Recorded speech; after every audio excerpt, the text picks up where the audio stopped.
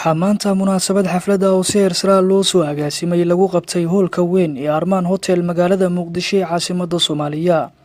Munaasabada ayaa waxaa qabsaday dugsiyada hoostaga dalada Al-Wafa oo kala ah Al-Buruj, Darul Islam, Nurul Islam, Al-Muhammadiyah, Imam Saqawi iyo Darul Nisaahi. munaasabadan oo ay ku qalin bedelanayeen arday gaaraysa ilaa iyo 270 arday ayaa ardaydii qalin bedelanaysay madasha xafladda waxaa lagu weydiiyay su'aalo diini ah oo quseeya heerkooda aqooneed waxaana intii ay socotay xafladan aadka u quruxda badneed ka hadlay marti sharaf kala gedisan oo munaasabada lagu casuumay. ugu horeyn munaasabada waxaa kamid ahaa dadkii ka hadlay Aabo Cali Cabdi Colaad oo kamid ah ardaydii maanta ka qalin bedelanaysay dugsiyada ku midaysan dalada Al-Wafa waxaana uu carabka ku dhuftay in aysan waxbarashadu lahayn yar iyo weyn. Assalaamu alaykum wa rahmatullahi ta'ala wa barakatuh jamiican.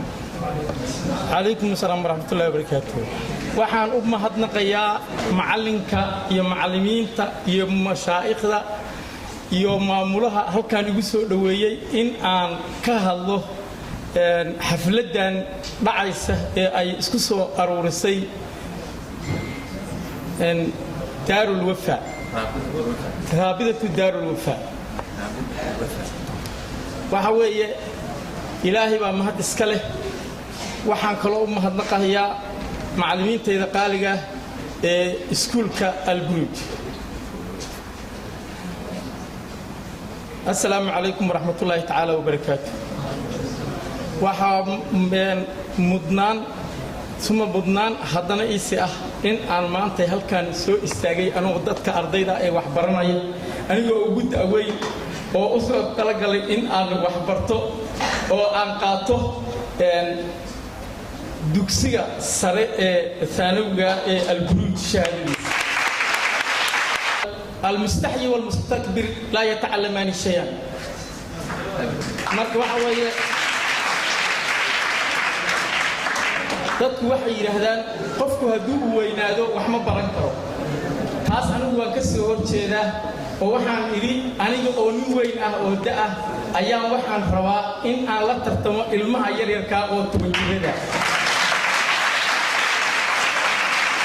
oo aan qaato shahaado dugsi sare haddana waxay hamigaygu u siiyay in aan jaamacadda u barbigo. sidoo kale munaasabada intii ay socotay waxaa ka hadlay oo kelmado baraarujin iyo dardaaran isugu jira ardayda u jeediyay Sheekh Maxamuud oo Cabdulla Cariif iyo Sheekh Axmed Nuur Cabdi Jimcaale oo kamid ah culimada Soomaaliyeed kuwada ugu caansan. dadka Soomaaliyeed oo culimada oo leh oo hadda maaragtay ayadoo sidaan ay tahay tacliimtii sidii u sii wada ee dadkii saas wax baraaya madaaris ayagu raadinaya ardadii habaynaya wax kasta u sameeyaya oo aan dhibaatada maanta jirta aynan ka reebin inay wanaagan sameeyaan dad ahlu sharaf waaye dad waxooda dar alla yihiin waaye dad wadaniyiina waaye dad wadankooda jecel waaye marka insha Allah ta'ala dhibaatada jirtana Ilaahay baa naga qaadi doona subhanahu wa ta'ala mana u sugayno waxaan qabsanayn waanu qabsanaynaa ardadana aad iyo aad u soo dhaweynaynaa hada wabillahi tawfiiq assalamu alaykum wa rahmatullahi wa barakatuh. dad badan oo mashaayikhda sidii naftooda ka jecel ayaad Ilaahay idin makaniina hoosta ka gashiin waxaan kula dardaarmaa horta in cilmigooda ka faa'iideysatiin waxaan idin leeyahay hambalyo cilmiga qiimihiisana waa laga hadlay insha Allah ta'ala waa sida ay sheegeen macallimiinta iyo mashaayikhda iyo dakaatirada jaamacaduhu waxaa la rabaa ninka xirowga hadii xorow la dhihi jiray wuxuu yiri sartayda saatanay u taal subcana kaaga seexama meel kasta ina furtiin. Wassalaamu alaykum wa rahmatullahi wa barakatuh. sidoo kale munaasabada intii ay socotay waxa ay sanad dhankiisa ka hadlay gudoomiyaha dalada Al-Wafa Sheekh Maxamed Cabdiraxmaan Diblaawi waxaana uu madasha uu ka jeediyay kelmado kooban. alhamdulillahi rabbil alamin wa sallallahu ala sayyidina Muhammadin wa ala alihi wa sahbihi ajma'in. awalan waxaan dhamaan salaamayaa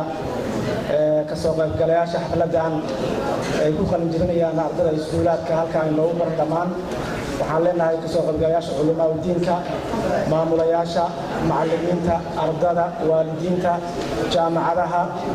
wasaaradda waxbarashada iyo dhammaan wixii soo qaybgalay oo dhan marti sharaf kale waxaan leenahay assalaamu alaykum wa rahmatullahi wa barakatuh. intaas kadib waxaa inoogu filan hadal iyo guubaabin iyo dhiirigelin culimada waaweyn ah taqaanaan maaragtay caalamul islaami laga wada yaqaano ayaa inoogu filan dhiirigelin iyo guubaabin laakiin aniga halkan waxaan maaragtay anagu ku hadlayaa magaca dalladda al-wafaar islaamiya waxaan la wadaagaynaa farxadda ardada qalin jabanaysa dugsiga sare ee iskuulaadka halkaa inoogu xusan waxaan leenahay hambalyo waxaan ku dhiirigelinaynaa inay waxbarashadooda aysan halkaa uga harin oo juhdigii iyo dadaalkii ay maaragtay bixiyeen oo miraha dhalay heer ay gaareen inay dugsiyo sare dhameeyaan oo weliba islaamiga ah inay sii wadaan oo hore u sii socdaan oo jaamacadaha ilaa iyo maaragtay dictoora ay ka gaarayaan inay sii socdaan ay ku dhiirigelinaynaa. ugu dambeyn waxaa munaasabada ka hadlay Sheekh Abuukar Xasan Maalin oo ah muassaska dalladda al-Wafaa waxaana uu madasha ka jeediyey khudbad dhinacyo badan taabanaysa. waxaa soo noolaanaya aamaal mayita yadadiilo fara badan oo hore u dhintay ayaa soo noolaanaya waxaa bogsanaya aalaam camiiqa fii jasadi almuslim asoomaali qofka muslimka ah ee soomaaliga ah xanuunno fara badan ee hayay oo uu ku dhowaa inuu rajo beelo ayaa waxaa rajadiisa in badan soo noolaynaya oo in badan farxad gelinaya oo in badan boogihii hayay ka daweynaya markuu arko jiilkan da'da yar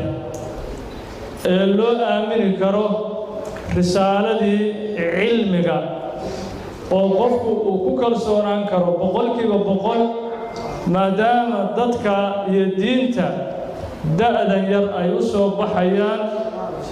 inuu qofku isleeyahay haddii aad ka gabowdo waddankan ama aad ka geeriyooto waddankani waxaa u soo baxaya dadkaa khayr badan waddankan waxaa u soo baxaya dadkaa da'yar waddankan waxaa u soo baxaya dadkaa aqoon badan xambaarina doona cilmigii dadka odayaasha ah